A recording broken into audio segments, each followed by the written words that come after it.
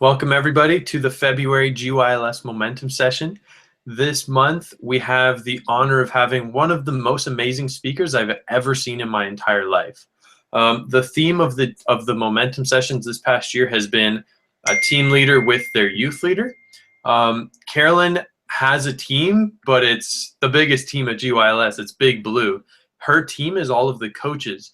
And when I was a coach the last 3 years, or for the last 3 years, a couple of years ago, I learned so much from her. She taught me things that I would then teach to other people, and then they would teach. And so the impact she's had is in the thousands, tens of thousands, even probably the millions. Who knows? It's rippled down so far. It's unbelievable. The level of presence that she has when she speaks is incredible. She just makes you feel like you're the only person that matters, and that's what she's going to do to you right now. She just recently kind of threw the cards up in the air and decided that she was changing the whole topic, which is exciting. So you're probably not going to get what you thought, but you're going to get what you need. So without further ado, here's Carolyn. Hey, thanks, Sergio. Quite the build-up. No pressure or anything. Guys, thanks for your flexibility. I apologize about having to reschedule us from last week, and thank you for your flexibility. And for those of you that are watching the recording, thanks for watching the recording when you're awake, when it's a normal time for you. And the rest of you, I'm glad you guys can be here. Sergio was talking about how I just threw the cards up in the air. We're still going to talk about relationships. It's just what's been on my heart to talk about kind of switched within the last half an hour or an hour. So I just decided to kind of head in that direction. And we're going to play it by ear, because like every time that we're talking, this really is interactive, even though it sort of feels like I'm talking to myself. You guys can ask the questions. I've had a bunch of questions come in already, and I will talk to those as we go on. And then feel free as you have them. I think there's a typing place for you to type questions and ask Sergio, and we'll be sure that we answer all those as we go on. Yeah, so real quick, just to clarify that, in the wherever you found this link in the Momentum Sessions, or sorry, in the GYLS Grads Facebook group, or even in the event group, you can comment there and ask your question. Whatever Carolyn asks of you, you guys can all post there. You can send me a message directly if you have an anonymous question. Carolyn isn't logged into Facebook, so don't send it to her directly. Send it to me. And other than that, I think we're good. Okay, so we are going to attempt to do the PowerPoint, and we'll see if that works. So over here I go, right? Yeah, so I'm going to switch this to me and just give some more big up Carolyn. So in my first 3 years at GYLS, I was a coach, and then 2 years later, I was a team leader, and I owe most, if not all of that, to Carolyn. There's no way I would have been a team leader without her. She taught me so many different lessons. It would take me an hour just to even come close. But one of the biggest ones was showing up, basically how you show up. I think our slides are ready, so I'm going to leave you at that cliffhanger. And then maybe we'll get to that later. Here you go, Carolyn. It's back on you. Thanks. And again, no pressure, but I want you guys to know that even though Sergio is singing my praises, I appreciate that, but it really is because he's shown up. That's how come he got to become a team lead and do all that. It's because of the way that he shows up, and each one of you guys. And so I really encourage you to just find your own gifts and work in them. And that's what we're here to do, is just help you be more of who you really are meant to be. And so on that note, we want to talk about relationships and how to have better ones. And because I have February again, yay, I love February. And last year we talked about how to have lasting love, and the foundation of that whole thing was how to have lasting love by having a better self-image, a relationship with yourself, so that you can come into a relationship whole. So today we're going to be talking about relationships with other people. So the first thing that I want to ask you is, have you ever seen one of these chalk drawings? It's like on the sidewalk, but it looks 3D, like this guy. Can you see him? He looks like he's dipping his toe into the pool, and it looks like he really is dipping his toe down into water, right? And that girl has her legs sticking up in the air. Can you guys all see that? And this is really just drawn flat on the sidewalk. It's amazing. But depending on where you're standing, you're either going to see this image where it looks like the guy's dipping his toe in and the girl's sticking her foot up in the air. If you go to the other side, though, it looks like her leg's like 80 feet long. So in order to see the picture, you have to be standing in one particular place. Have you ever had a conversation with somebody and they were just positive that whatever they were talking about was a blue circle? It is a blue circle, it's a blue circle, it's a blue circle. And maybe you or another person that you heard talking about it said, no, no, no, it's an orange square, it's an orange square, it's an orange square. Is it possible for both of you to be right? I know, it's like I'm talking to myself, but seriously, in your life, have you ever known people, they have a totally different point of view and yet both are right? It all depends on what kind of glasses we're using to see the world. You might have heard that song talk about rose-colored glasses. If you had orange glasses, everything that you see in the world is going to look orange. Or if you had purple glasses or whatever, it's going to impact the way that you see things. That's going to filter your experience of the world. And so when we're talking about relationships and communicating with people, we really got to know that there is always more to the story than what we're experiencing. And we see this now in the media more than ever, right? Because no matter what we see, oh, I saw a video of this policeman beating up someone or shooting someone or whatever, I'm telling you, there is always more to the story that we haven't seen. So in that example I just gave you, this is the more to the story, right? There is an orange square and there is a blue circle, but what's really true is that there's this other shape and that you aren't seeing that when you're just looking at it from your own perspective. So what we really want to get to is starting to understand what is someone else's perspective and how can we figure out where they're standing? What kind of glasses are they wearing to see the world? For those of you that have been to maybe Leadership Academy or some of Tony's other events, he calls this people's model of the world. So we want to be able to understand and appreciate somebody else's model. Where are they standing? What's the perspective that they're seeing things from? Now, it doesn't mean that we have to agree with them. It just means that I can appreciate that you might be standing on the side of that chalk drawing that makes the gal's leg look like it's 80 feet long. So some of the things, and I'm going to go over these really quick. I hope you guys have a pen or whatever, but you can always go back and look at the slides. We aren't going to delve into each one of these because each one of these is, a topic all on its own. I don't know if you remember last time when we were talking about love. Love's so huge. We can spend, hours on every one of these. I just want to give you a highlight to give you some ideas about some of the things that influence perspective. So some of those are the state that we're in or our triad. So if you're in a schlumpy state or you're in an excited state, you're going to experience the world really differently.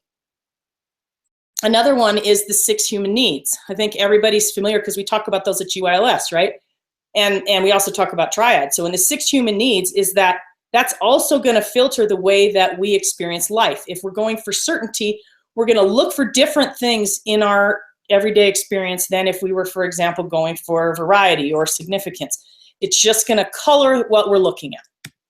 Another one is the way that we use our senses. So if we're heightened to be looking all the time, we might not be listening as much as somebody else who might be listening all the time. And so our senses can really change the way that our perspective is on whatever's happening in that situation.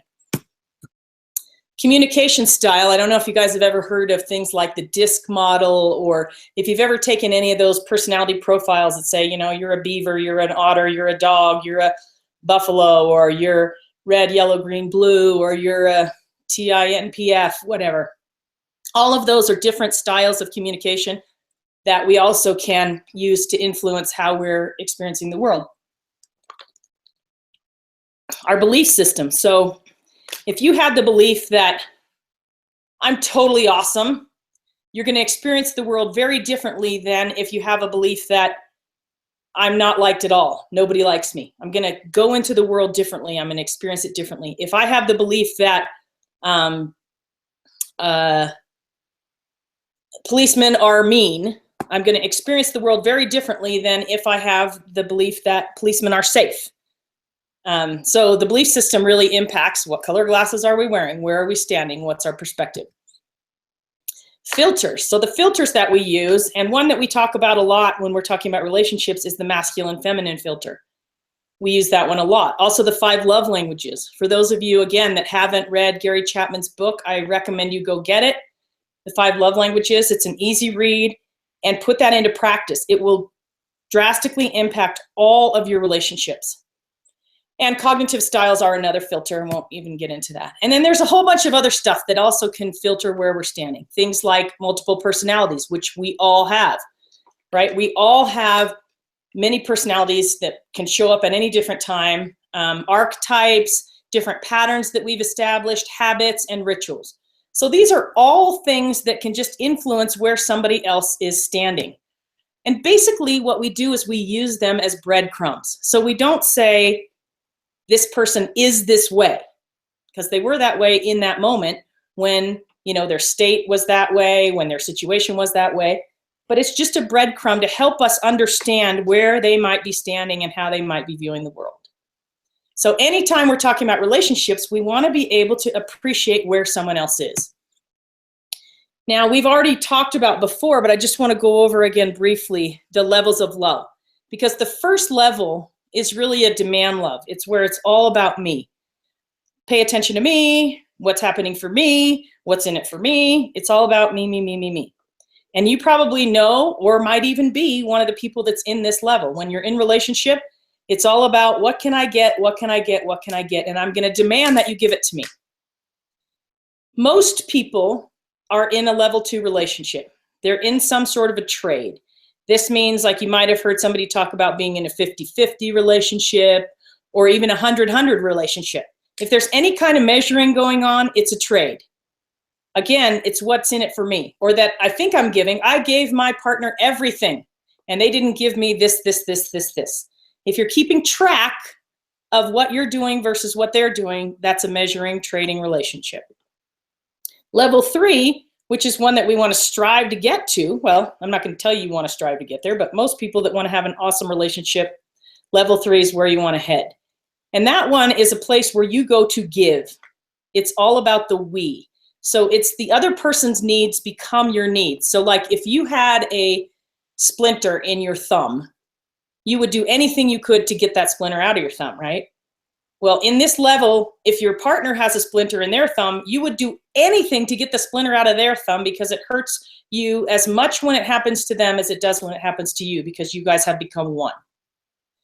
So all of that as a brief overview to talk about how do we start having success in relationships. And we're going to really be talking today, and I promise I don't have too many more slides. We're just going to chunk through the slides, so if you wanted to take notes, it would let you do that. We're going to really talk about how to have success in relationships, and how do we do it in a dating relationship, which is where I'm going to spend most of the time right now, because I think most of the people that are on are in dating relationships or want to be in dating relationships. I know a few of you are in marriages, and I have some tips if we want to hit those. But let's talk about relationships. Now, typically, when we're talking about success in relationships, there's 3 things that come into play. There's chemistry. That's we're attracted to the person. There's kind of that spark. There's that whatever, we saw them or we talked to them or we experienced them. And there's proximity, means we got around them. We spent time with them. We hung around with them. Sometimes we may even have proximity first before chemistry happens. And so typically, though, one of those is usually the first trigger. And a lot of times it's chemistry. Chemistry is the first one. It's the big one. People base a lot of their relationship on chemistry. And then we happen to be hanging around each other, so we have chemistry and proximity. And you might know people that have even gone on to be married that had awesome chemistry and some proximity. And yet then their relationship didn't end up working. How come? Generally, it's because of the third one, which is selection. And selection is the big piece. Selection is the big 96% of this whole entire thing. But most of the time, we let chemistry and proximity define how we're going to have a relationship instead of selection. Instead of deciding what it is we want in relationship, who we want to be in relationship, what we want to have in our relationship, Do our values align in relationship? We let the other ones start, so generally chemistry or proximity is at the top and selection's at the bottom. So I'm going to suggest that if you want to have a really successful relationship, we got to start turning this on its head, upside down. Now, we still want to have chemistry and proximity, absolutely. Does it mean that we can never have a long distance relationship? No, we totally can. But at some point, we're going to need some proximity, because whoever's got proximity is going to also get chemistry. So let's talk about dating. Or I'll talk to the wall and you guys just write your questions to Sergio. Okay, so keys to a better dating relationship. The very first thing that you want to do is know your why. This means, why are you even dating? What is it that you want to have out of it? Are you dating to have a marriage relationship? Are you dating because you want to have some fun and new experiences? Are you dating to figure out who you are in relationship? Why are you dating? You want to know that why before you go in. It's kind of like any port in a storm for a ship. If you just set out, well, you're going to end up wherever, peer pressure, wherever people, wherever that influence takes you. So we want to set the course ahead of time. The second one that I listed is know your who. And it kind of makes it sound like know who you're going to date, but that's not really what I mean. What I really mean is know who you want to be in a relationship. When you're dating, who do you want to show up as? And who do you want to be in that relationship? Whether that's a date, whether that's a relationship, long-term, whatever that is, who is it that you want to be? And we talked some about this before, is that we're always leaving a legacy. We are always leaving a little card that says, I was here.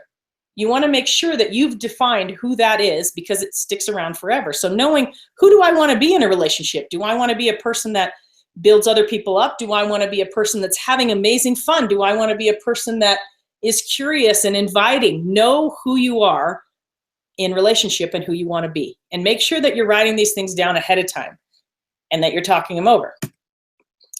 The next thing is in a relationship is you want to be present. And Sergio's given a great momentum session on being present. Being present just means being in the moment, being present with whomever you're with, being right there, that nothing else is going on except for what's happening right there. Another one is being open. Part of those go hand in hand, because being present means that I'm not thinking about other places, other things, past stories, past histories, whatever. I'm open to new experiences. I'm open to this person. I'm open to this encounter that we're having right now. And if I go in with the mindset and the belief and the spirit that I'm going to be open, more things can come to me. Be kind. Part of being in a great dating relationship is being kind. Now, one of the things that I will give you just as a word of advice is that you really want to guard what it is that you say to one another and about one another. Sometimes you might see in relationships where people use each other as the brunt of their jokes. I would encourage you to never, ever do this. The reason is that sometimes you might have noticed that when people give, like a little jab or they're joking around, there's either an element of truth in that joke, or the person who had the joke said about them may have some insecurity around that thing. So the person that we're dating, we want to make sure that we are building them up, that we're putting them on that pedestal, that we are always their biggest fan, biggest cheerleader, person that's standing up, and we would not say anything about them, even in jest, behind their back. So if you got something that you want to say that's a joke, just make sure you use some third-party person that you've never heard of, from some country you've never heard of, and use them as the brunt of your joke and not the person that you're with. That's a great way to always be building up and defending the person that you are in relationship with. You also want to set healthy boundaries. Doing this ahead of time, that means deciding what it is for you, whether that's how I want to be language, where I want to go drinking, what about sex, what about things that I'm willing to do and not do with people that I'm with. So we don't want to wait till we're in the moment. That's when peer pressure takes over. That's when alcohol takes over or decisions take over. We want to know what our boundaries are. So maybe my boundary is I'm not going to drink until I'm 21. Maybe my boundary is I'm going to drink and I'm only going to have one drink and I'm always going to have a designated driver. Maybe my boundary says I treat everyone with kindness, and if there's people around me that are cutting other people down, I'm going to interject that this is not okay with me, or I'm going to leave to another place. Those would all be boundaries. Boundaries say for you what is okay and what's not okay in this relationship. And you want to set that ahead of time before, again, you're in the middle of chemistry and proximity or peer pressure. And then another one is decide what your must-haves and can't-stands are. Basically, your non-negotiables. So when you think about, I want to be in a relationship and I want somebody who's 6'4" and I want them to have brown hair and I want them to be funny and I want them to have, love dogs and whatever. So a bunch of those things that I just said would probably go on a list that I would call your nice to have lists, right?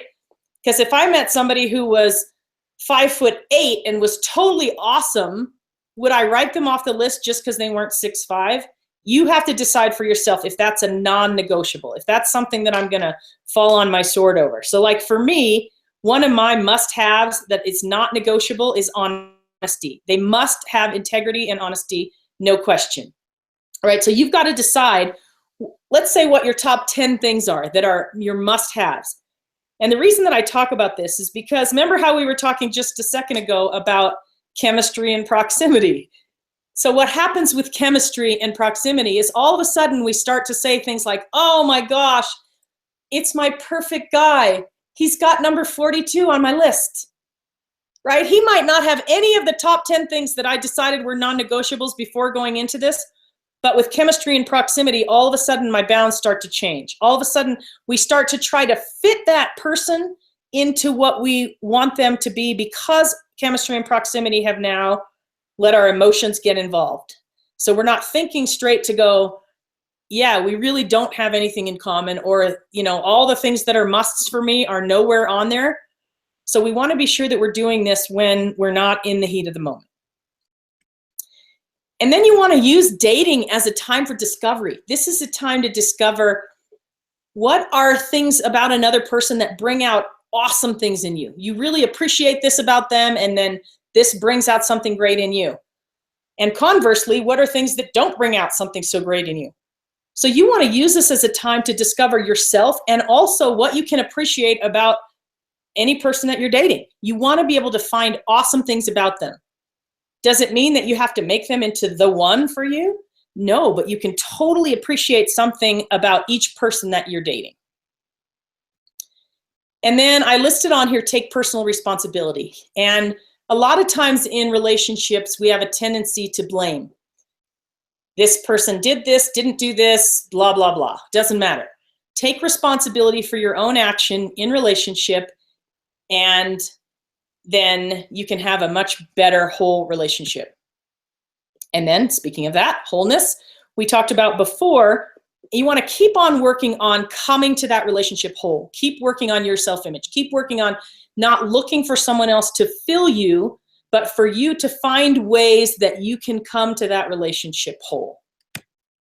Okay, so that whole big list, I don't know if you guys have questions. We'll have Sergio tell us in a second. I think I only have 2 slides left. So then what happens when a relationship ends?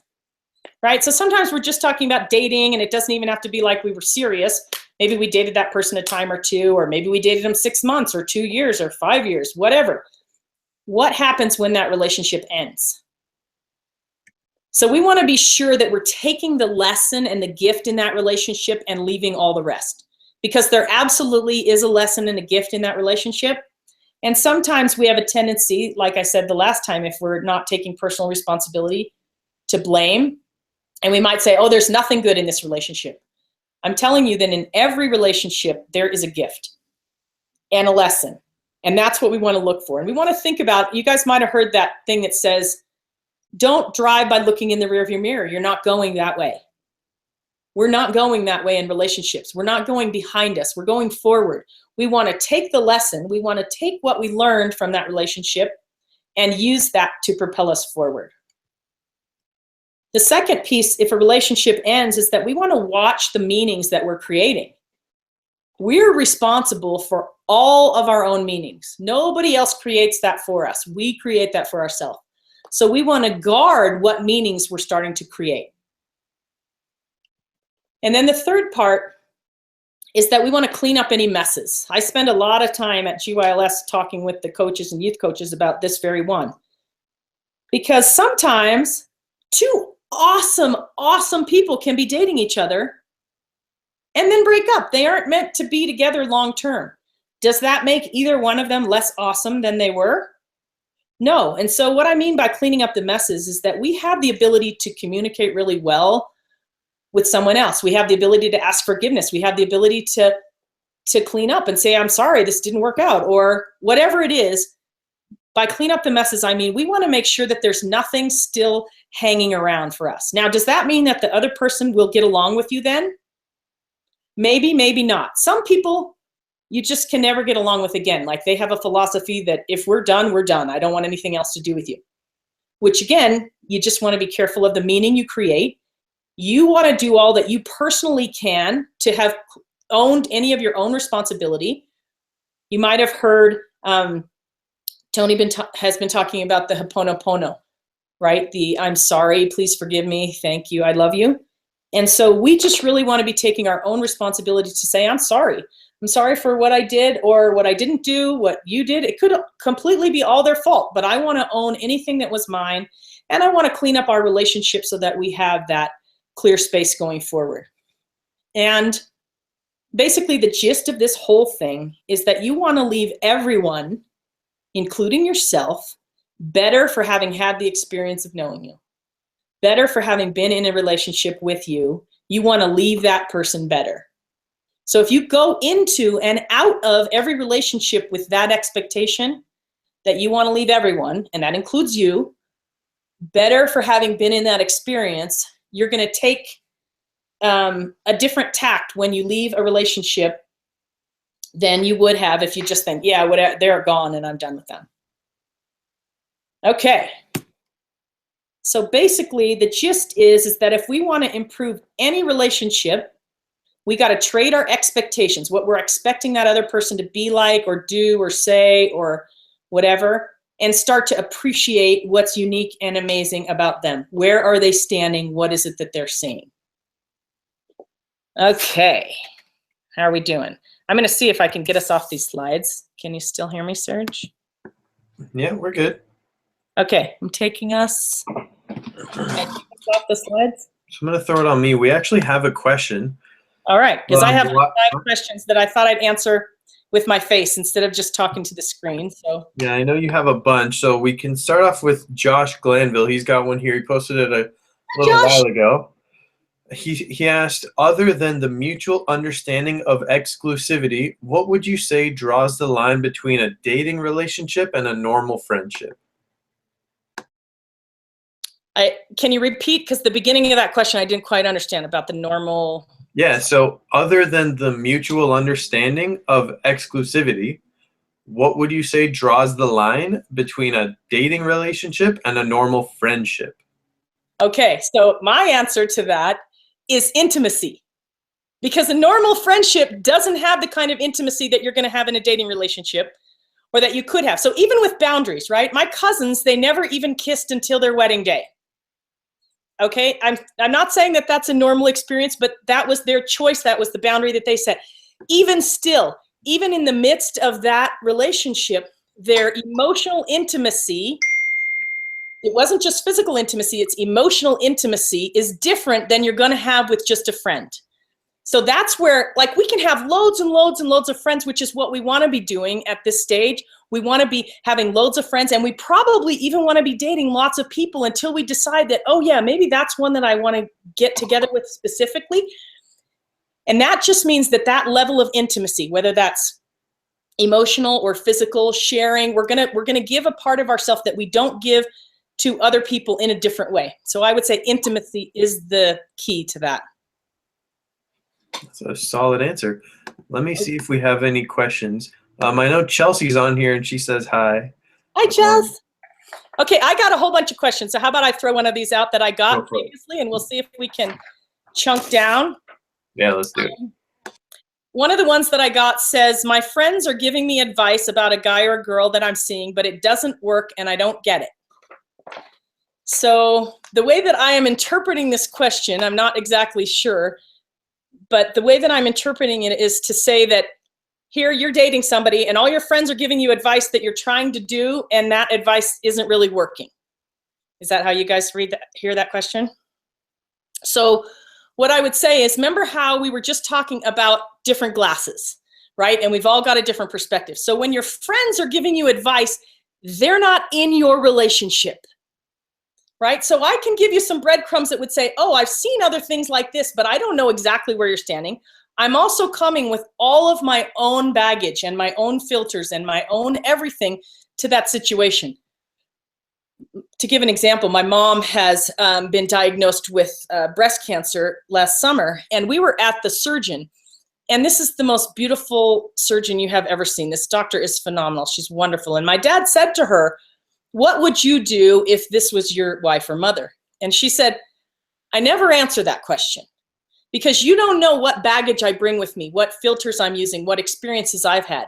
And so I would say in relationship, there's a couple of things. Is that one, we want to pay attention to what our friends are saying. Like if our friends are saying, that's a bad dude, or that girl is no good for you, we want to be using our senses to say, I wonder what they're seeing that I don't see. We also, if they say, oh, you should do this, you should sing poetry, and you should, give her a bottle of wine, and you ought to do this thing, that thing, that thing. That might have worked in their experience. It may or may not work with the person that you're with, because you've got to figure out, where are they standing? What's their love language? What's the way that they connect? What's the way that they see things? And how the two of you do that specifically. So you can take their advice, on board. Oh, I might try that on. And if it totally doesn't work, no problem, because you are going to be fully present to discover who that other person is in your relationship and then craft things just for them.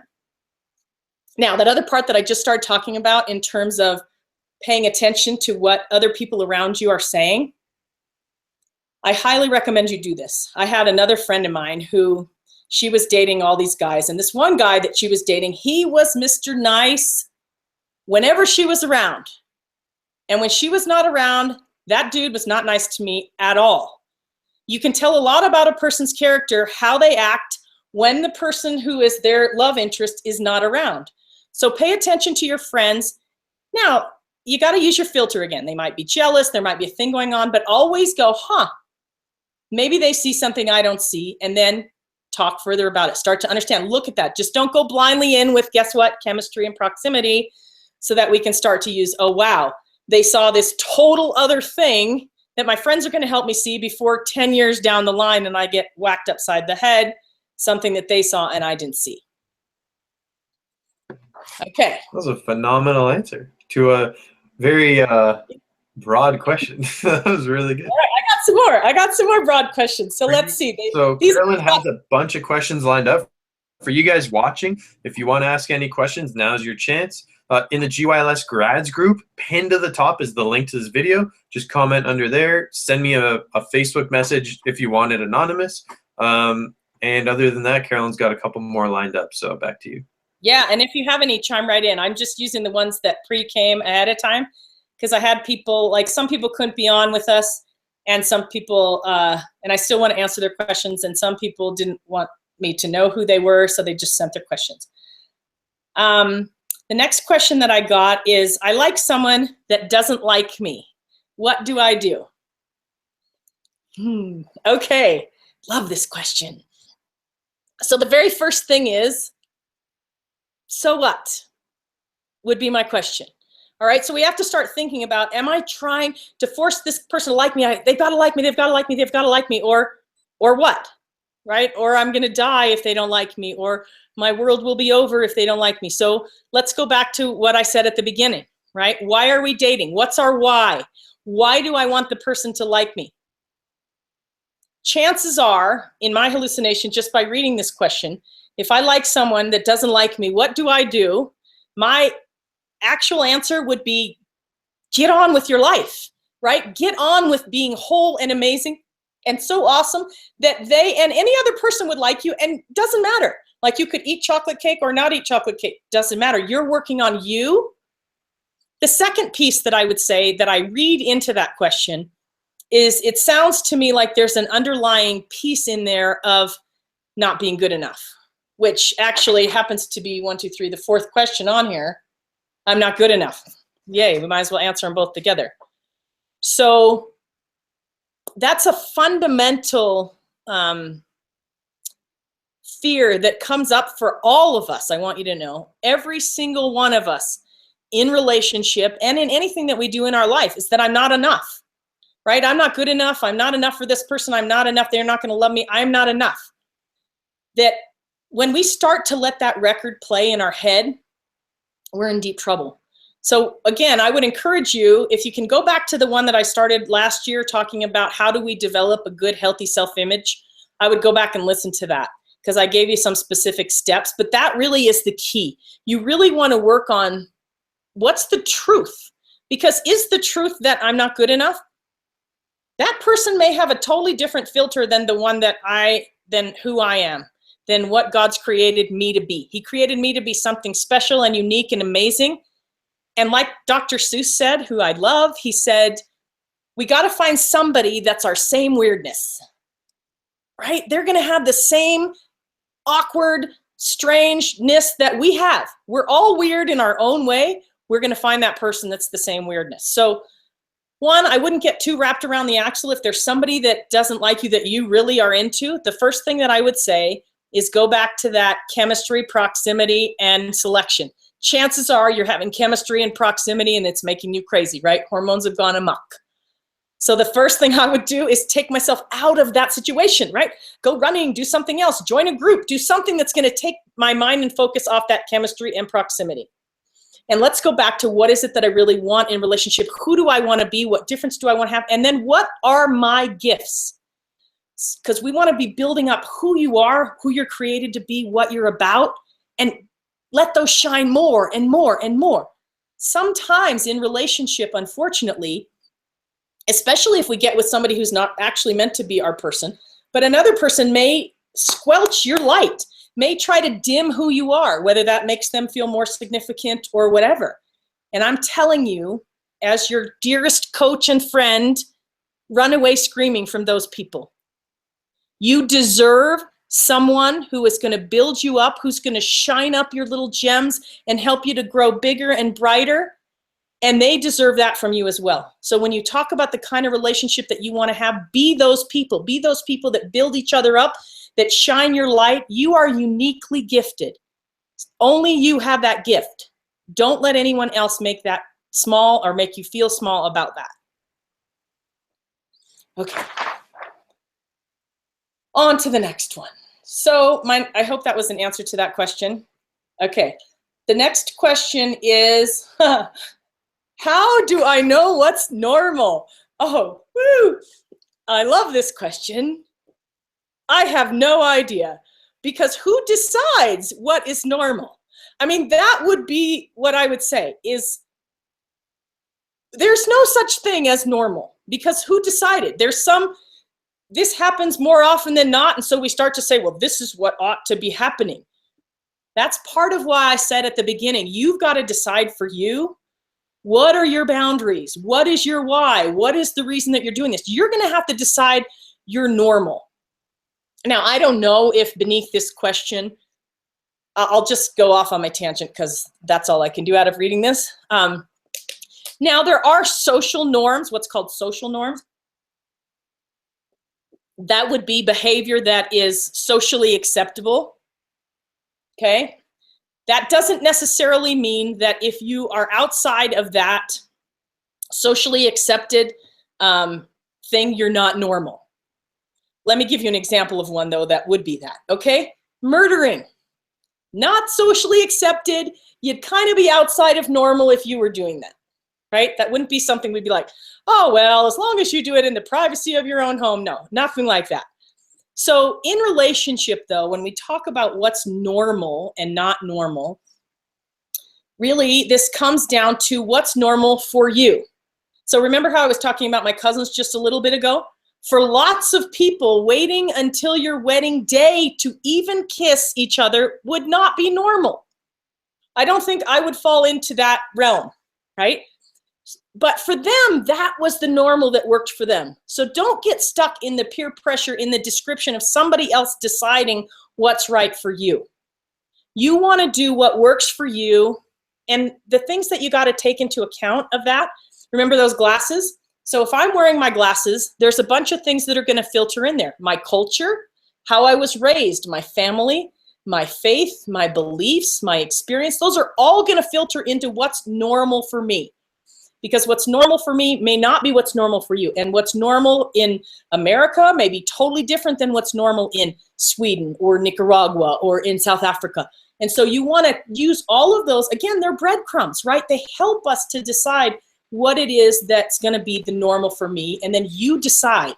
You decide, who do I want to be in the world? How am I going to show up? And if I take responsibility for myself and that standard that I set for myself, then you get to define what that normal is. Okay. On to the next. I have two more. Have we got any more coming in there, Serge? So the next one that I have is, I'm single and I want a relationship. What do I do? Okay, it's a great question. I love these questions. So there's two things that I would say, probably more than two. I just like to say two.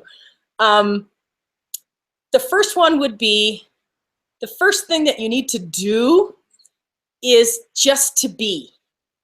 And by that, I mean you need to be more of who you are, getting more comfortable with how you are, who you are, coming into that relationship whole. So how do we do that? If I want to be in a relationship, I've got to do things that are going to be putting me in a relationship. So for example, if I sit in my house all day long and I want to be in a relationship but I never meet any people, except for the UPS guy, who will I ever date? Right? So part of it is, if I want to be in a relationship and I'm not, I've got to start putting myself in the places that the people that are potential people to be in a relationship with are.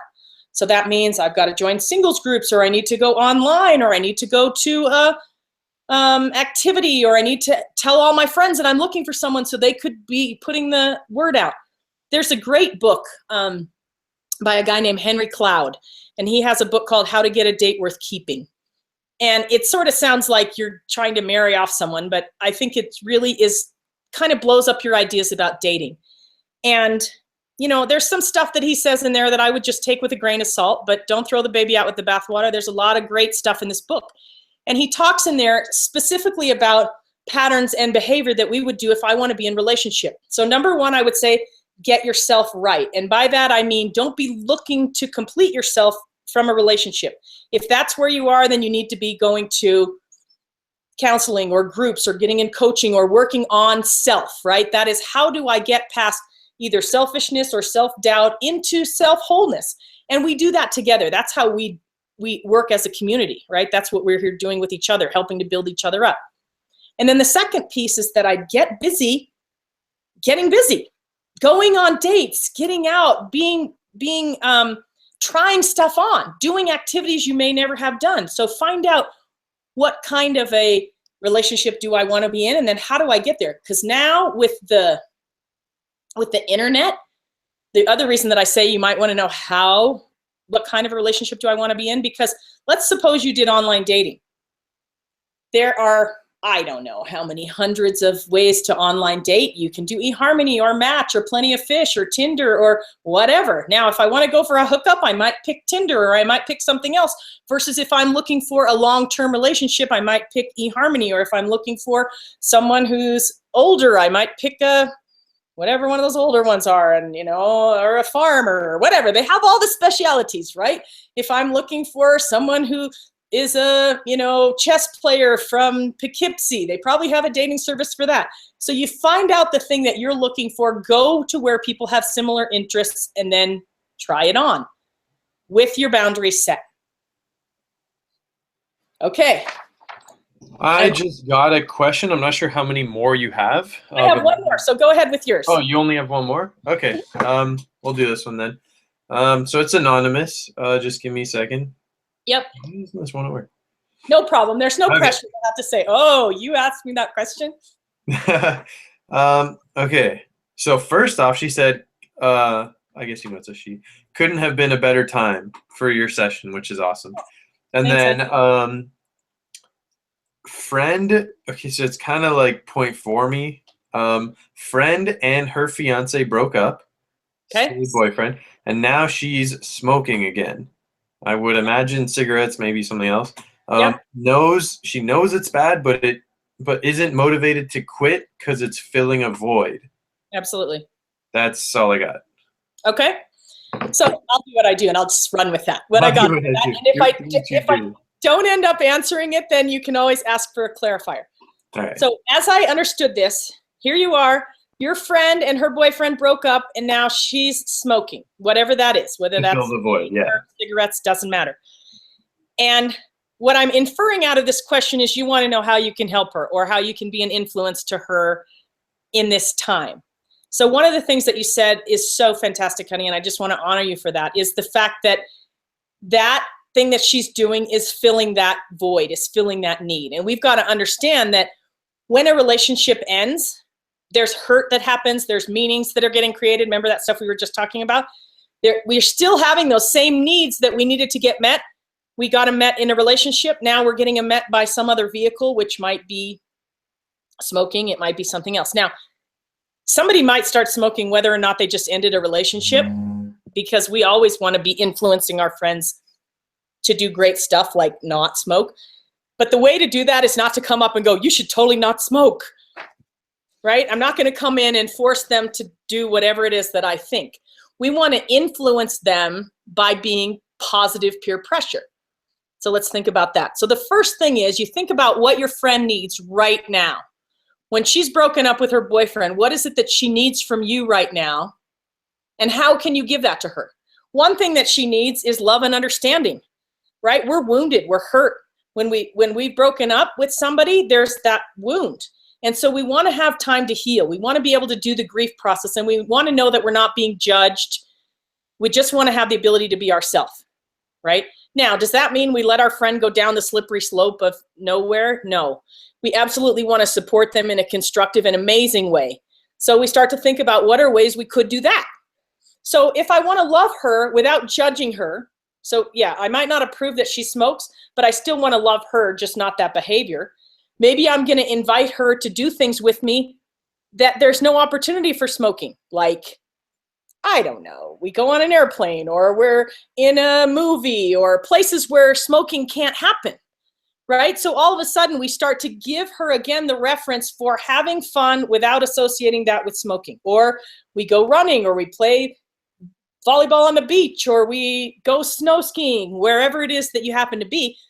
We start to include her in things, whether that's games we're playing, where she can now start to create a reference, and we keep encouraging her to create great references.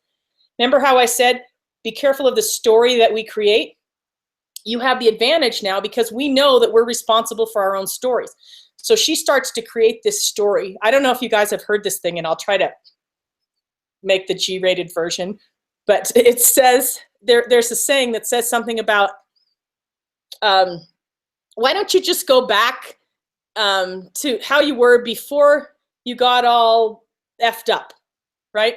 Because sometimes we have, and I have a shirt from Business Mastery that even says something about, un-F-withable, right? That we have this meaning we've created that, oh, before this I was great and now I'm all effed up, right? Well, what if you just weren't? Go back to here. Like, you get to decide. So let's go back before I created this meaning that something is, excuse me, something is the matter, or I'm all messed up.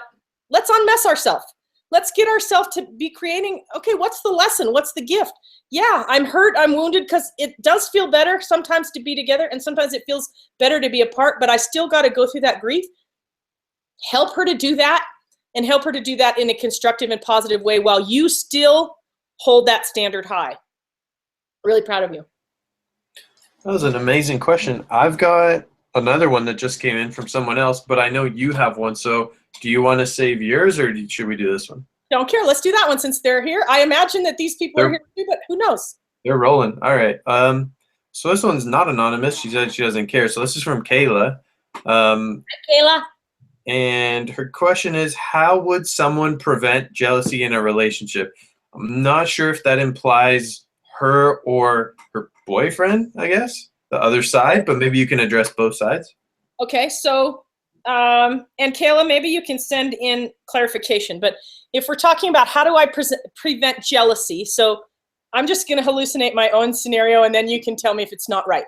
So let's imagine here I am, and I'm in a relationship with this guy, and I go off because I have friends all over the world who are guys, and I go do the thing, and they're totally jealous whenever I go out, or whenever I'm talking or interfacing or hugging or doing anything with, excuse me, with these other guys. Does that sound like your question? I don't know. I'm going to say that it does. And then if not, you write it again, and then we'll answer that one. So one of the things that you have to know, and this is going to be true about anything. Let's go back to that fear that we have in relationship that I'm not enough. Okay? Sometimes jealousy comes because the person has insecurity, that they feel like, oh my gosh, if you like the guy, or you hugged him, or you did this thing, or you went off and talked to him, then you're not paying attention to me and I'm not enough. Because either I came in the relationship looking to get, and I'm all of a sudden, I'm not, my cup's not full, and I need some more, and I need some more. So now I'm going to react in an angry way. Another scenario might be that, remember how we talked about the 6 human needs? Maybe that person has a need for significance, and it's quite high, and that they don't feel significant. They feel insignificant if they're not the most important person. The other thing that I would look at, though, again, let's go back to personal responsibility. What am I doing to help meet my partner's needs so that they don't have to feel like there's anything to worry about when I do or say or experience or have friends or do whatever?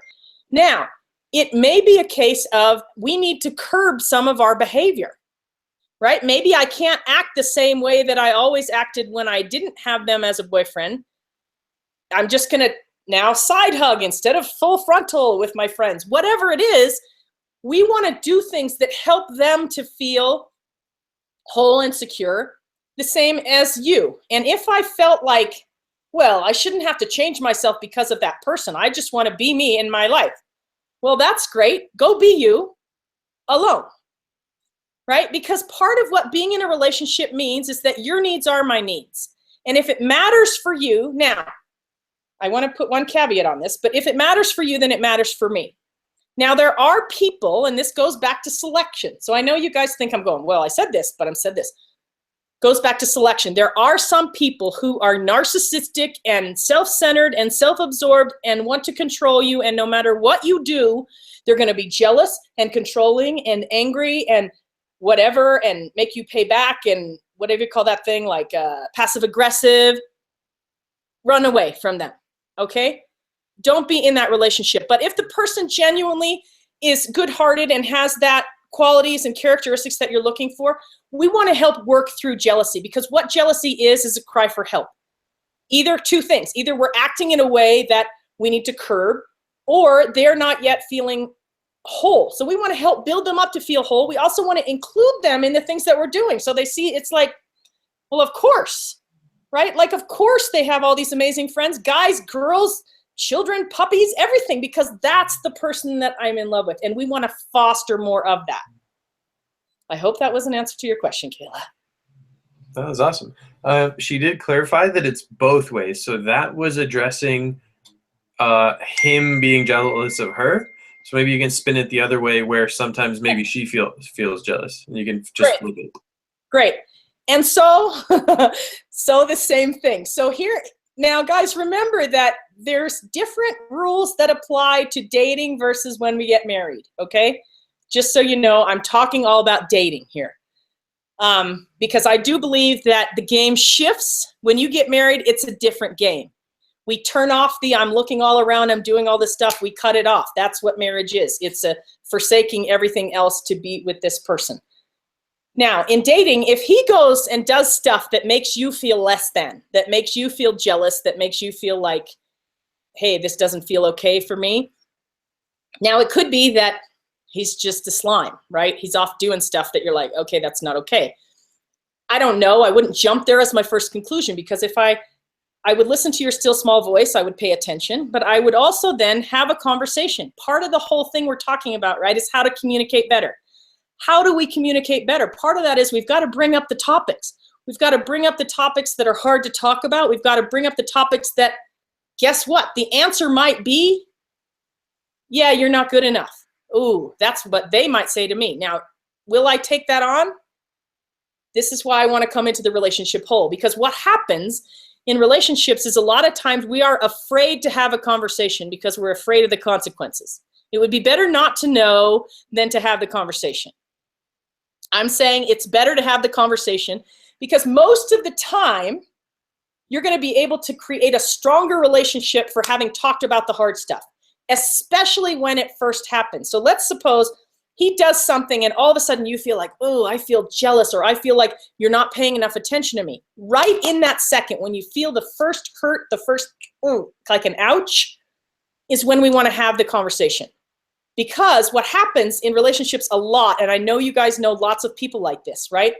They'll have something that, hurt, they just, and I let that one go. And then I let something else stack, and I let something else stack. And pretty soon, it's this monumental thing that by the time we go to talk about it, it's like World War III. The whole entire world has gone. Instead of dealing with the little hurt, we've let it stack and grow into this gigantic monster. So I'm saying, solve it when it's small. Deal with it when, have a system with each other that's like, wow, that hurt, or it would really help me. I would really appreciate if we could spend more time together. Or wow, when you go out with your friends, it makes me feel this way. Or when you say this, it makes me feel this way. Or I feel this way, because he's not making you feel that way. You're making yourself feel that way, right? But we want to find strategies and ways that help, again, build us up and increase communication. Now, most of the time, if they're not narcissistic or, self-absorbed, they're going to really want to have that conversation, because most of the time they are not doing this on purpose to hurt your feelings. Now, you also have to remember that in this environment, we kind of have a cheat sheet because we kind of leap ahead of other people and we can't expect them to know what we know. So if they're interested, we help them. And if not, we just grow ourselves, right? So in this, the same way, Kayla, that I just said a second ago, where if it was you to him, you might curb some behavior. He may not know that he needs to curb some behavior. That may not be anything that even crosses his mind. It wouldn't be something you want to come in and go, you should curb your behavior. No. You then just become more of rewarding him for the kind of behavior that you do want. So not punishing him, or when you feel jealous or scared or not enough, that's not when I'm going to reinforce for him. When there's some other time in our relationship, when we're close, when we feel that, I'm going to reinforce that he gets rewarded every time that he calls or says something or does something. That's the thing I want to have more of. Good. Then I'm going to focus all my attention on what I want more of and not what I want less of. Kind of like at work, right? We don't want to focus on that little piece of the pie that we're not so good at, like our not so good. We want to focus on the part we're really good at and get better at that. Same thing in relationship. So honor that, build him up, and then keep focusing for him. So if he goes, and I keep saying goes, he might not go. It may be something at home, doesn't matter. But whenever you start to feel that jealous feeling, I want you to focus on what you can appreciate and be grateful for in him, and let him know that, right? So take the focus off of you, put it onto him, build him up. Now, does that mean you'll always stay in that relationship? No, because one of my very top things is that you've got to honor yourself. And if your relationship is not honoring you, if it's not building you up, then that is something you need to get out of. So those two things exist. But in a relationship where the person is ability to be equal with you or build you up without tearing you down, then you can invest in that by building them up. And as you continue to build them up, then they continue to build you up. And then guess where we are? Level 3, and it's awesome. And we build each other up, and then everybody gets to shine and grow and glow and make a big impact in the world and have awesome love. Yeah. That was awesome. I just got another question, anonymous. Short little paragraph, not really actually. I need a whole nother bottle of water. Woo. Are we having fun? If you want to quit. Are you guys having fun? Yeah, it's great. Do you want to go take a quick water break? No, I'm good. Keep going. Good? I still got some. Oh, it's actually, wow, I literally just looked at the time. It's been an hour. It's 9. So I don't know if you have like a time thing that we need to cut this I have short. no time. If they're here asking questions, I will carry on. And for you guys who are live and still here an hour later, it's 9 p.m. for me on Saturday night. And for Kayla and Ashley, which they're both there, and Little Merlot, you guys are all there. It's 9 p.m. for you Saturday night. So congrats. Like, I just want to honor you guys for being on here. And Josh, dude, what time is it for Josh? I don't know. In London? It's Crazy thing. way, oh man. Rock star. Okay, so anonymous question. My best friend since 2nd grade moved states a few years ago, and we kept in contact and still talk, but now I'm trying to still talk and be friends with them, and they ignore me. Do I still try to talk and stay friends with them, or should I just move on? I'll just tell you my own belief, okay? So I don't know if you guys, and of course the boys never were, but I don't know if you guys, girls, were ever in Girl Scouts. But there used to be this little song that we would sing in Girl Scouts that talks about make new friends and keep the old. One is silver and the other's gold. And I would say that there's no such thing as having too many friends, right? I think friends have a way, though, in our life to ebb and flow. Sometimes friends are close, and you might have heard that thing that talks about friends come into our life for a reason, a season, or a lifetime. And so whatever they came into our life for, I don't think that you need to be upset that we're not spending this time together. They've moved, because now guess what? We don't have proximity. They have other interests that are happening in their life. But does that mean that I can't send them a birthday card or send them a Facebook message every so often or send a phone call? Absolutely. And if they choose to respond, great. And if they don't choose to respond, great. Because am I giving to get? Right? So think about, who do I want to be in relationship? And that includes friendship. Do I only want to pay attention to you if you're paying attention back to me? It's kind of like when I give you a present. So let's suppose I gave Sergio a present. I gave you a present. Now, what happens if you did something with your present, like gave it to somebody else or didn't unwrap it or set it on the shelf or whatever? Can I get all upset about that? No. Well, you could, but you shouldn't. Because I've given the gift. So whatever the recipient decides to do with the gift, that's their choice. For me, the gift was in the giving, right? I want to give my gift. So for you, you want to give your gift of friendship and love. I wouldn't throw that away. And yet for this season of their life, this might not be the time for them. And so just check in when it feels fine for you. Do that with no expectation of what's coming back to you.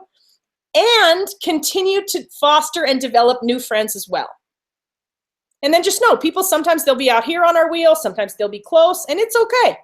Unless some drastic thing happened where we had to throw them off the island, we just let them ebb and flow as it shall. And the same with us, right? We're not the same closeness we were with every single friend. We just want to be a good friend. Again, remember that thing that I said?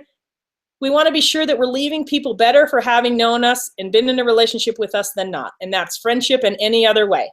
So you just keep being a great friend to her, and regardless how she responds or he, that's okay. You just do that from your heart. That was great. I don't know that I have any more queued up questions, and we're over the hour. So if you guys have any questions, I have this one. And you then have that last one. So if any of you guys watching, now's the time to send me a message. Final questions.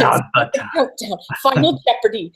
Final questions. Okay. So the last question that I have is how to have high standards for a relationship versus settling. Woo! I know. All right. So the great news is that we've laid the groundwork for this question. So talking about how do we have high standards? The standard starts with us. The standard starts with each one of you deciding, what's my standard going to be? If we don't set a standard, I think it's a country western song, right? If we, you got to stand for something or you fall for anything. Right? If we haven't decided what it is that my standard is, then as soon as I'm in the heat of the moment, I'm at the party where there's drinking, I'm at the, place where we're talking about somebody else. If I haven't decided what my standard is, I'm going to just get sucked into the energy of whatever happens in the moment. That can be verbal, that can be physical, that can be drugs, alcohol, whatever, right? I'm going to get sucked into whatever's happening in that moment. So I've got to set my standard when I'm not in the heat of the moment. The same way we're going to have a conversation in relationships when we're not in the heat of the moment. when we're able to just have that conversation with one another. So in order to have a high standard for relationship, I've got to decide what my standard is for myself. And then I want to surround myself with people who are going to help me stay accountable to that. Because guess what happens when we get in the heat of the moment and we have chemistry and proximity? Sometimes we might waver a bit on our standard. So that's why we have fellowship. That's why we have a bunch of fellows in our ship going, you got this, right? You can do this. This is who you really are. I'm going to remind you about how that is. That's what our friends are for. That's what this peer group is for. Our peer group is to help us go, wow, this is where you really are. That's who you really are. And even if you messed up, it's to go, that's okay. You can do this. Let's get back on track. So in terms of having high standards for a relationship, I would say that comes from two things. That's self-deciding and then having peers that support that. Now you realize that whatever kind of peers we hang around is who we're going to become. And that's true in terms, I'm telling you guys this for when you get into other parts of your life, because if you look at the people that you hang around most, you're going to have their kind of relationship. You're going to make that same amount of money that they make. You're going to live the same kind of life that they live. You're going to think the thoughts. You're going to watch the television. You're going to do whatever it is that they do. You're going to do whatever the people that you hang around most do. So choose wisely. So if you get a good group around you, that's what this group is. That's what GYLS is about, changing that peer group. It's not just where we're physically located. It's who do we choose to connect with that can help us to hold each other accountable and can help us to raise our standard. And that especially can be true in relationship. That can be true in intimate relationships. Who do you want to be? Is that how you really show up? Are you like a Tinder kind of person? Is that who you really want to be? Is that who your buddies are holding you out to be? So that's what you want to have, is you want to have yourself, personal responsibility. Who do I want to be now? So that when I get in the heat of the moment, I don't have to be having this conversation with my mind or my body or whatever to go, oh, well, maybe just this one time. No, I already know what my standard is, what I'll live for, and how do I leave people whole for having been there? Remember, that's what we get back to. How can you bless somebody else's life, including your own, raise that level for having been in a relationship with you? Mic drop. That was awesome. We actually just got two more. We got one. Come on, I got two more mics. Have you seen that commercial where the guy like pulls him out of his shirt, he drops the mic, and then he goes, oh, but I got another mic right here. Oh, okay. I don't even know if it's anonymous or not. So okay, anonymous. But he's in Australia, which is awesome. And I think it's tomorrow morning, or who knows what the heck time it is. Mm-hmm. The question is, how do I keep a relationship exciting and passionate? I love this question. Awesome. Okay. So we didn't actually go into, this was where I was originally going to talk today, all about this whole polarity and how do we keep a spark in relationship. This is a big topic, but I'm just going to give you a few tips right now. So part of it, how do I keep a relationship exciting? And what was the other part? Passionate. Yeah. Passionate and exciting. Passionate. Okay. So the first thing to know is that what creates passion and excitement in a relationship is polarity, is us being in different energies from one another. We're fundamentally that way. Culturally, we have a tendency to start to develop to be the same. Like in the US, for example, feminine energy is not celebrated in corporate America. Okay, so in corporate America, you are very much encouraged to be much more masculine than you would ordinarily be if you were a feminine energy. We all have both of these energies in us, masculine and feminine. We're a spectrum. We can sometimes be more, sometimes less.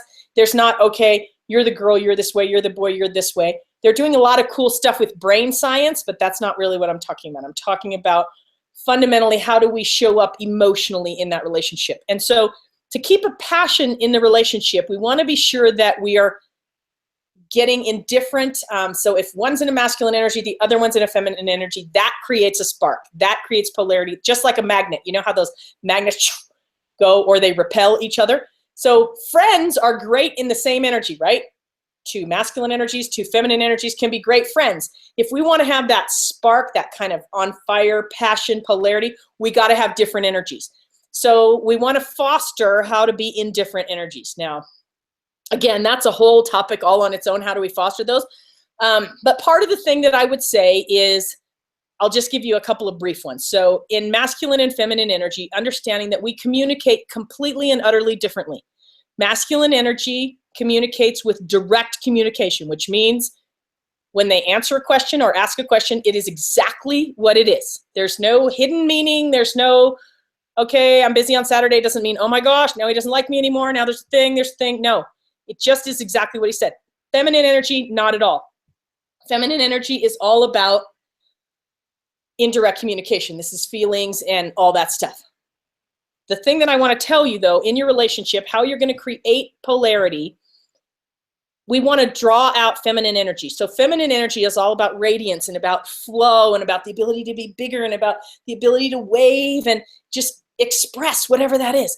Masculine energy is all about breaking through, solving a problem, getting the thing done, and we got to honor each other's mode. We've got to honor each thing that's in that person. So a masculine energy is really going to be drawn out by challenge. They need something to solve. They need to be the hero. They need to be admired. They need to have a way to win.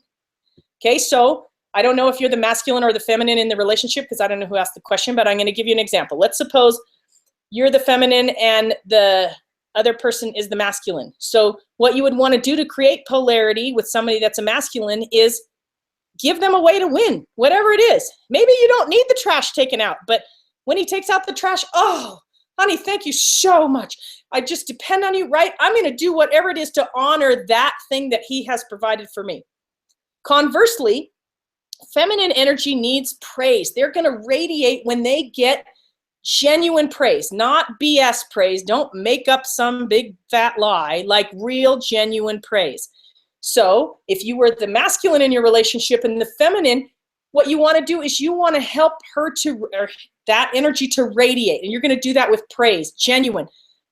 Honey, thank you. You're beautiful. This thing, whatever it is, you're going to praise. And you'll notice what will happen when you start to do that.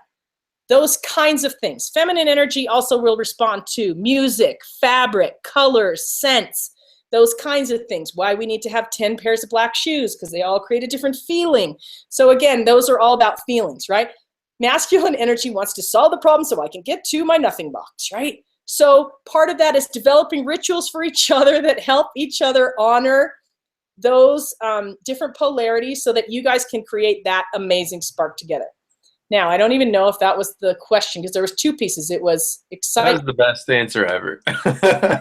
So I went right. It was excitement and passion. I'm pretty sure. How do we create it? So also excitement is going to be about getting creative. How do you meet each other's needs in a new and surprising way all the time? This means you got to start getting creative, either in activities or in response. Have one of your other personalities show up. Draw out of the other person their other personalities and make it okay. Because we all are multi-personalities. So again, that was the tiny cliff notes on a very long topic that we could talk about for probably 3 days. And I'm happy to carry that on with someone else later on. So hopefully that gave you an answer to that question. That was the best answer ever. That was amazing. I have one final one lined up, and I want to be respectful of your time. Did you ask your last one? Are you set? Yeah, high standards for a relationship. I hope I answered it. And I'm not in any rush. It's like Saturday night here. I'm not on my hot date tonight, so. Yeah, me neither. My hot date left me, so I'm just hanging out here. Get me back. It's all good. All right. So, anonymous question. How do I show someone I'm ready for a relationship? That's a very good question. So the first thing that you got to know is, are you? Right? Because a lot of times, why do I need to show someone? Because if I'm actually ready, then what will I do? I will open if I'm a feminine. If I'm a masculine, I'm going to just take some action. So I don't know what you are in this thing, but part of that is we want to be sure that we are, guess what, communicating in a way that they know. So I'm going to hallucinate my own thing, and then you can write back if this isn't right. For context, I believe she may be the feminine.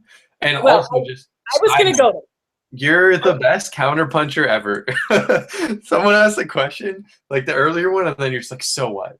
Or like her question, are you ready? Like you just have the best counter questions. It's so funny. It's amazing. I mean, because we want to ask that question. Because if I really am open, right? If I've dealt with my stuff, with my stories, with my fear, because for feminines, we're all about safety. So how can I, but if I open, then I'm vulnerable, right? This is a deep topic. But I want to encourage you, honey, that if you're the feminine in this and you want to let the masculine know that you're ready for a relationship, the thing that I can tell you is direct communication.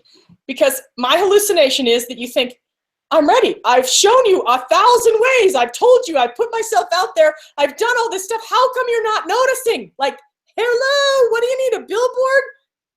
They totally need a billboard. And they need the billboard to go, ask me out now.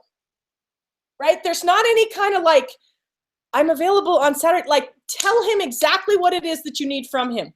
Now, it doesn't mean that you have to do the asking. It doesn't mean that if that goes outside of the bounds that you have, you don't have to be the one that goes, oh, hey, you want to go out with me? No, but I'm going to be very direct. I'm going to be able to say, hey, I'm open to having a relationship with you, or I'd be open to dating, or whatever. And then you just leave it right there. I'm going to give him exactly the door that says, I'm not going to slam this door in your face, because guess what? They're scared and they're afraid I'm not enough. And if I took that step, whether I'm ready to or not, I don't know if they want to be in a relationship with you. They may not even know, who knows. But to let someone know that you're ready, number one, I would make sure you actually are ready. I would make sure that you've healed the hurts, that you're open, that you've solved the stuff that's keeping you protected, those kinds of things, that you have a great support system. Again, that's what this is, right? A great support system to go, oh, that's totally not how I interpreted that action or that statement or whatever. And in your support system, you want to have guys and girls. So you get both perspectives. And you don't only want people that see things exactly the same as you are. It's kind of like in a company, if everyone on the executive team always agrees, let's say there was 2 partners. If both partners always agree, one of them is unnecessary. We want to be sure that we're having people that see our blind spot, that are helping us to go, oh, that's not how I would have interpreted when you said that. Oh, you're totally open? That's not the energy I read from that at all. I thought you were completely not even ready or not interested, right? He may have no idea that you are even the slightest bit interested in him. And then we also got to be ready for the fact that he may not be interested in going out with you. Okay, that's beside the point. Part of when we get ready and say, I'm actually ready to date and I'm willing and open and able, means that I'm going to make myself vulnerable. And the possibility exists that, guess what? That may not be the person for me. Does that mean I'm rejected? Only if I create that meaning. That's not the meaning I'm going to create. The meaning I'm going to create is that we make much better friends than lovers, and there's somebody out there waiting for me. I'm going to go find him. Or he's going to find me, because I'm going to continue to open myself and grow myself so that I am totally ready, and I don't even have to tell him, because he just sees it and he comes directly to me. So I would say both things. That was great. And while you were saying that, she said, can I ask a follow-up question? And she's currently typing it. So, yeah. And I have another one lined up. You're getting the most questions I've had in forever, because you're just the best. What was the follow-up question? I'm sorry. She's still typing it. So that's like the 3 dots are currently active. Okay, so let's go to the other question. We'll come back to the follow-up. This is a really good final question that Kayla has, so I'm going to leave that one for then. But I have just a middle random thing while she types. Have you heard of Matthew? I'm still listening to you, but I'm grabbing water, so keep talking because I can hear you. Yeah, for sure. I'm not sure, Carolyn, if you've heard of Matthew Hussey. He tells a story of the handkerchief, where back in the day, Hussey's event. You went to his event? Oh, I love him. Get the guy. He's awesome. Have you heard him tell the story of the handkerchief and how the ladies back in the day in medieval times and whatever would carry the handkerchief to drop it to give men the extraordinary opportunity to be a gentleman, where like it's basically her choosing him, but by giving him the opportunity to choose her, right? To succeed. Yeah. Yeah. Okay. So we got a way to win, right? That's what it is. The masculine needs a way to win, and it's a very obvious sign. Oh, I dropped my handkerchief. If you saw that movie Pride and Prejudice, right? She drops her handkerchief in the middle of the soldiers, going along. Yeah, awesome. Yeah. Okay, so she typed up her question. How do I heal the hurt from a previous person before I move on to someone else? Awesome. I love this question. I love that you're asking. And the first part of that is getting into what have you made it mean. So remember how I said I'm going to go before I was all messed up? Well, what messed me up was the meanings that I created. So I would go to, before I was hurt, what did you say? Before I was hurt by somebody else? Read me again the question, please. How do I heal the hurt from a previous relationship before I move on to someone else? And literally someone else just asked exactly the same question. Perfect. So that's kind of amazing. Well, because we all have that, right? We all have hurts. And so part of, remember when I talked about before, is that we want to give ourselves a chance to actually grieve a relationship. We've now broken apart. We've torn or something. We had time together. We had intimacy together. We had relationship, whatever that was together. We now are apart. So number one, I want you to make sure that you've actually had time to grieve. Now, if you've had time to grieve and it's time for us to heal and move on from that, okay, that's a different conversation. But like if you just broke up last week, then we need some time to heal and go through the actual stages of grief and the actual cry when you feel like crying, scream when you feel like screaming. And then, so when we've moved past the grieving part, the same as if someone died, right? We don't want to say, oh, buck up, little soldier, on you go. We want to do the same thing in relationships. We want to now see it for what it actually is. So remember how in the beginning I talked about taking the gift and the lesson and leaving the rest? So that's really what you have to look at, because all the meanings, if you're saying, I've got this hurt, well, what is the hurt really? Is the hurt that I wasn't enough, that I got cheated on, or that he chose someone else, or that whatever, fill in the blank, right? There's a million fill in the blanks for I'm not good enough. We all have that. And so what we have to do is we have to make our thoughts conscious, because when we let our unconscious go unbanded to just think whatever it wants, just because we think a thought doesn't make it true. And so we've got to analyze the thought. So when the thought comes up of, I just wasn't enough, and if I'd only done this, that, and the other thing, that's when you got to go, whoa, Nelly, bull. That's totally not true. We got to take that thought, we got to take a hold of that thought, and we got to analyze it, and we've got to make a great meaning, which means, okay, let's suppose, this is a question from a girl, right? I'm just going to pretend it is, either way. So, well, two different questions. One was a guy, one was a girl. Perfect. And they both asked the same, how Perfect. do you feel So hurt? I'm gonna take them both, okay? So let's suppose I'm the girl and whatever happened, right? There doesn't even have to be some major breakup. Remember how I said before, maybe two awesome people date. Does it mean that they're meant to be together? No, two awesome people might break up. And it could be because they grow apart. It wasn't meant to be together. The timing wasn't right. There's a million reasons, you know, God has a better plan for you. So that thing is going to have to end. So whatever the reason. Now there could be another reason. There could be cheating, or there could be, you know, meanness, whatever. So whatever the reason is that the relationship ended, that's where we got to deal with those stories that start to play in your mind, right? If only I wasn't enough, if this was, he did, she did, didn't do, might have done, could have done, should have, all of that. I know you guys know, right? I know you know the stories that play that record. You just hit repeat and on it goes. And we start to tell ourselves those stories over and over and over. Now, the thing is that whatever we say to ourselves or out loud, we are listening. We are our biggest audience. We are just so, our brain really, really, really wants to find a way. And so if we tell ourselves this really disempowering thing, like I wasn't enough, or I'll never find anyone else, or I'm hurt, or I'm broken, whatever the disempowering thing, our brain's like, oh, okay, then I must not be able to find a way. If I told myself something else, guess what my brain does? Oh, that was a great stepping stone to learning. What did I learn? Oh, I learned that I love somebody in my relationship that is kinesthetic, or I love when somebody does acts of service for me, or what I loved in this relationship was my ability to fill in the blank. You start to discover the things that you loved in that relationship about yourself and about what drew you out with that person. Here's characteristics that I loved. Now I take those. Now all the rest, the hurt, the pain, the reason we stopped, the misunderstandings, we didn't communicate, blah, blah, blah, fill in the blank. I leave all that, I take the thing.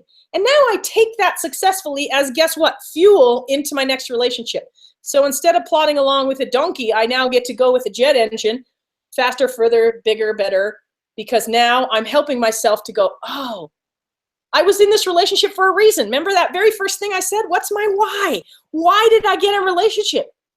I got a relationship because I want to love somebody. I want to give my love. I want to receive love. I want it to be bigger. So great, let's take that. We did that with that person, and now we're going to go on. And we're going to do that from a really honoring place. I hope that was an answer to the question. You're on fire, Carolyn. Like, that was amazing. I super want to come to the coach training webinars because I need more of this in my life. Well, I am just about to, I told you, so I've committed. Yeah, I know. I wasn't going to say anything. We'll let you release that. Well, when I'm ready, within the next 2 weeks, I'm going to release a program, and then you guys can join me if you choose. Sergio will tell you when we get there. So I've already committed in public, so it's happening. It's happening. I'm going to be the sales rep for it. Okay, you are. It's you. Right. I don't know that we have any more questions. So I'll ask this last one. I wish I'd thought of it, but it was Kayla. So good job, Kayla. What's the best advice you've ever gotten relationship-wise? And we'll just end with that one. I have gotten so much great advice, relationship. Like you can see, I've been to probably every program there ever was. I come from an amazing family. My parents have been married almost 57 years. I have great examples of awesome relationships around me. I think the best, though, if I was just going to have to pick only one thing, that would be the thing that I told you guys. I've told it to you many times. And it's the fundamental, I think, for all relationships, whether that's intimate relationships or friend relationships or whatever. And that is the truth that you are enough, that you are gifted uniquely, specially, and on purpose. And that there's nothing that you are going to be able to do or undo or uncreate that would make you less than what you have been created on purpose to be. And so part of what we've got to do is just get out of our own way, is just to know and rest in the fact that we're created on purpose, not just an accident, not just some little fish that accidentally started walking, whatever that was. I don't buy it. You look around this world, there is too much here that is on purpose. You are created by design. You have 50 to 100 trillion cells, 50 to 100 trillion, and they all came out of one cell. That cell, part from your dad, part from your mom, each one of those had a piece that came from your grandparents and your great-grandparents and whatever. That one cell had the instructions for all the rest of you. How did your fingernails end up on the end of your finger? How did you end up just like this? What I would say, the best relationship advice that I can give you and that I have received myself is to know that you are a bright, shining candle and that you got to go and give your light to everyone else, and that by giving that light, it's not going to dim your light at all. So if you had another candle and you guys were together for a while and you go somewhere else, your candle is just as bright. You've left that person lighter for having been with you. You keep shining that gift, because if you don't give that gift that you have, nobody else will or can. They don't have your voice. They don't have your experience. It's only you. And so in relationship, I would say, stop thinking about just you. Like, we're not talking selfishness. We're not talking about it's all about me. And I also don't mean giving to the point of depletion. Just give, give, give, give without any receiving. I don't mean that. I mean whole and healthy. Remember how we talked about relationship math? Excuse me. We talked about relationship math being, if I came into the relationship looking to get half of my needs met from somebody else, and they came in looking for half of theirs, a half times a half equals a quarter. We're getting less in our relationship. So in relationship, I say the foundation, the fundamental for every single thing is healthy